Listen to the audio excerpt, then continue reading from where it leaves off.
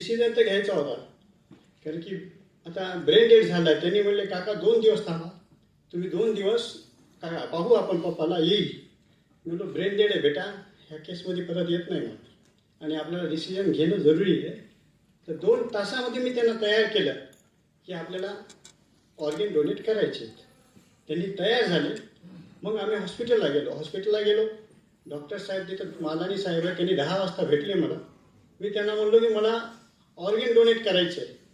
तर ते एकदम म्हणजे त्यांनी आश्चर्यचकित झाले की ही पहिली व्यक्ती आहे की जी स्वतः येऊन म्हणाले की मला ऑर्गन डोनेट करायचं आहे.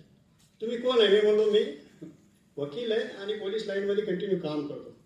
तर तुम्ही त्याची काही चिंता करू नका, जिथे आले मी आहे म्हणलो. तर ते तिथं कारण की सांगलीचा हा पहिला इतिहास की जो ऑर्गन डोनेशन होता. मग आम्ही 25 तारखेला फॉर्म भरला व त्याच्यानंतर त्याची ते MP टेस्ट वगैरे जे असतील ती डॉक्टरांनी सुरू केली. व त्याच्यानंतर त्याचे टोटल अवयव आम्ही हार्ट, यकृत, किडन्या, डोळे, ते आणखीन स्किनसुद्धा रोटरी क्लबलाही फोन केलं की स्किनसुद्धा काढून टाका, कारण की बर्न केसमध्ये खूप पाहिलेलं आहे आम्ही की स्किन अभावी बर्न पेशंट कितीतरी माझ्यासमोर मेलेले आहेत. तर आपली स्किन ही त्या बर्न पेशंटला कामा येत असते.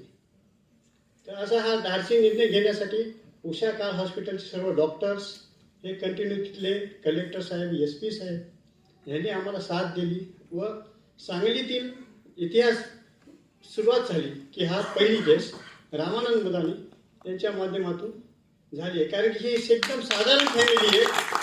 त्यांना व्हेंटिलेटरवर 1 दिवस ठेवायची सुद्धा ताकद नव्हती. तर त्यांना मी हिंमत दिली, तुम्ही चिंता करू नका, मला अनुभव आहे की मी पैशाची काही चिंता करू नका, मी येत आहे, पाहून घेईल पुढचं. आणि आम्हाला उषा हॉस्पिटलनं सहायता केली व कोणत्याही प्रकारचं बिल घेतलं नाही व त्यांचेही आभार. तसंच सर्व समाजाचे आभार, कारण की कंटिन्यू 15 तास सर्वांनी मेहनत करून पोलीस लाईन, कलेक्टर लाईन व उषा काळचा सर्व स्टाफ ह्याच कामात लागला होता. कारण की सांगलीतली ही पहिली केस, कोणालाच काही कळलं, समाजाच्या लोकांना बोलवलं, त्यांच्या डोक्याच्या वरच जाऊ लागली ही केस. कारण की ब्रेन डेडमध्ये पहिली केस होती ना ती सांगलीतली. तर मला हे सर्वांना हीच विनंती करायची की माझ्या बी हृदयात हे होतं की आपला भाऊ आहे, आता कसं हे सांगावं. आणि मुली पाहिल्या तर तुम्ही पाहाल तर परेशान होईल, 6वी, 8वी, 9वी.